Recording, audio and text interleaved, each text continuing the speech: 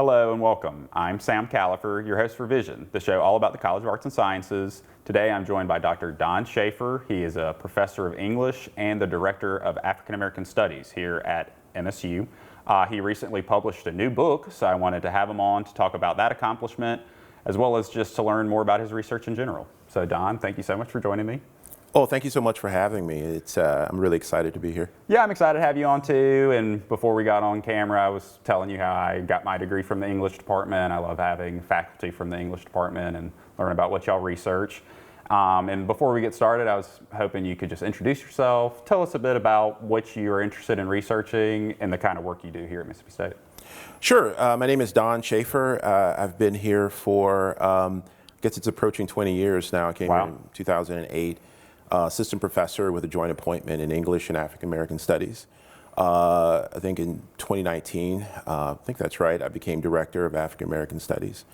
So that's been quite a journey, and I've seen the program, grow and sort of, spread its wings in all sorts of exciting ways. My research, focuses on African American literature, Southern literature. I've had the great, opportunity, to work here in the South. I created a lot of the markers now that commemorate many of the Southern authors here in the state. And my recent book, it focuses on work that I've been doing since I was in grad school, looking at African American literature and specifically Great Migration novels. Sure. That's awesome. Yeah, and I appreciate you saying it was from your thesis. I think people don't realize how long people will research these things, how long it takes to get a book off the ground, or maybe you put a pin in it and then have come back to it. But yes, you finally published another book. This is your newest one. The title is Though There Be Giants, the Ghetto Pastoral Mode in Black Migration Novels. That's right. And very interesting sounding book. And so I would love to talk about it. And to start, maybe you could give us a bit of a historical context. When we talk about the Great Migration, what do people typically think about? And then how would you say your work is interacting with that narrative? Oh, great. I love that setup. That's a great way of framing it. So I think the typical story we hear about the Great Migration describes it as a geographical movement that saw millions of African Americans leave the South around the turn of the century, reaching a peak around the First World War and shortly thereafter.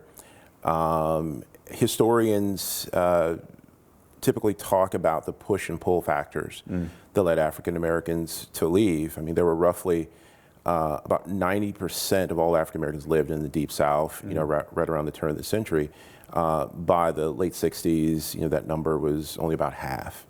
So historians talk about the push and pull factors, the things pushing them out of the South, like instances of discrimination, discriminatory practices, Jim Crow segregation, sharecropping, and so forth. And the pull factors, the opportunities, for economic renewal in the North, if not greater social integration, in northern cities and northern societies. What I want to contribute to that is, a greater understanding of the kind of cultural shift that the migration occasioned, looking at places, like Chicago, Detroit, Washington, D.C., particularly Harlem, New York, that saw, this flourishing of African American art and culture that gave African American cultural forms greater visibility, put them on center stage, so to speak. Both literally and figuratively. And in doing so, it really gave the nation a different perspective about what it means to be Black.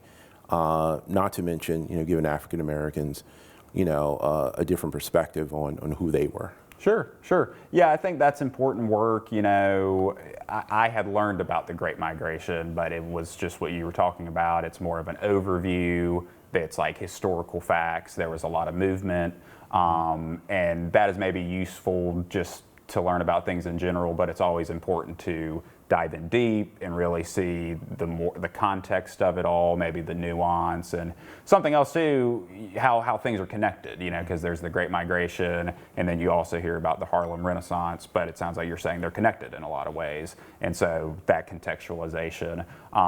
So interesting, and I think that's great to have someone looking into that and to understand part of our own culture, I think that's great. And so it's in the title, but you kind of coin this term and you're using it to maybe stake your claims or make your arguments, the Ghetto Pastoral Mode. So how would you describe that to someone who's not familiar with literary studies, and how do you think it's useful maybe in your work? Sure. So full disclaimer, I don't coin the term. Okay. I borrow the concept from Michael Denning, a Harvard historian, who marshals it to describe the experience of European immigrants who met the ideal of the American melting pot with some ambivalence. Assimilation to American society was kind of a double-edged sword for them. On the one hand, it meant this affirmation of American identity, which many of them hoped for, but it also meant a kind of denial of the self, a denial of what Denning describes as their old world tongues. So the ghetto pastoral ideal for Denning is a kind of a compromise where they can sort of exist betwixt and between both worlds, the old and the new, and it produces a kind of tension for them as well as they sort of recreate some of the same cultural practices, that had informed our identities prior to immigration. So I saw that as a useful way of thinking about African American lived experience, and particularly how authors were portraying that experience. African Americans, they had to, shuffle off their old identities, as it were, and had to reimagine themselves in northern cities. So simply put, the ghetto pastoral, is a way of portraying that tension, between rural and urban, between southern and northern, and how those characters negotiate that tension and attend to it, and the new creations they become as a result. So what you get is not so much a synthesis, of those two things, that is the rural and the urban, or the southern and northern, but rather, sort of a third thing, a sort of tetraquid, this idea that out of that tension and conflict is born something new. Yeah, something totally new that had not existed because of those certain influences. That's interesting. It's interesting that you did not coin it, but maybe you had seen it somewhere else and saw it to be useful, and so you're applying it in this new context. So that's awesome, and that happens a lot in literary work. I think it's this terminology, and it's a way to make your arguments. So that's very interesting. And a lot of the book is focusing on the portrayal of these northern cities. They're both a place, like a promised land, and a place of struggle. And so I was wondering what you think that means in the work. Is it like a overarching theme from novels in that time, or what's going on there, you think? Yeah, certainly. And in the novels that I examine, there is this acknowledgement of the North as, a proverbial promised land, a place of opportunity, certainly, a place where African Americans can start over. At the same time, there are challenges. There are the material conditions of living in the North. There is the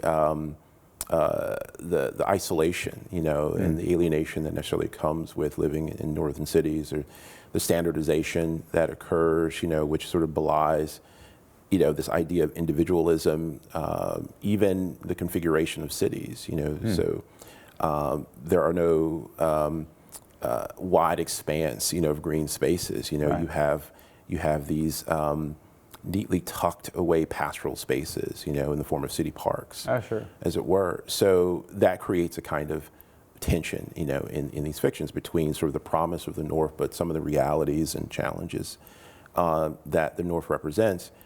Certainly, that was a common feature in a lot of the writing of the period. I mean, this is, a period that's born out of the industrial age. a lot of people are going to the north to find factory jobs. You know, so you think about some of their novels at the turn of the century. Upton Sinclair, The Jungle comes to mind. Right.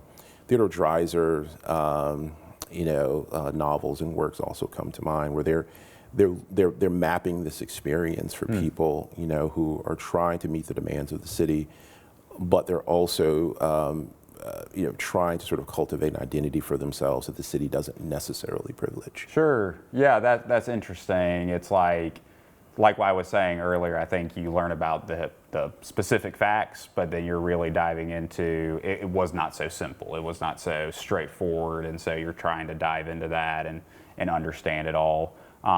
So interesting. And yeah, as we kind of wrap up this interview, I was wondering, you know, you've published this book. Is there something that has stuck with you? Like what really surprised you when you were doing this research? Well, I think what surprised me initially was what I saw as a lack of scholarship just on the Great Migration novel. There are two major works that sort of, you know, motivated, you know, my own interest in this subject, and I thought there would have been a lot more. I mean, there are articles written, and this is a subject that comes up in other works that don't necessarily focus on the Great Migration. But what happened, which was, I think, both a good thing and a bad thing, was by the time, because it took me about 7 years to write this. Sure.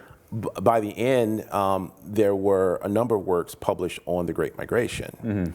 You know, Isabella Wilkerson's, you know, The Warmth of Other Suns, you know, being one of the major ones for which she won a Pulitzer. So it made me sort of go back and rethink a lot of what I had already written, because, you know, there was some great scholarship out there about their migration. Oh, so, sure. So it was a challenge, but it was also an opportunity to sort of reframe, you know, some of the claims and arguments that I made. It really helped bring the book together at the end. Yeah, that's interesting. Even your own research process got changed as research came out, and it made you rethink it and recontextualize it. That's interesting. I never thought about that as far as like the research process goes, that you might have to shift in the middle of the project.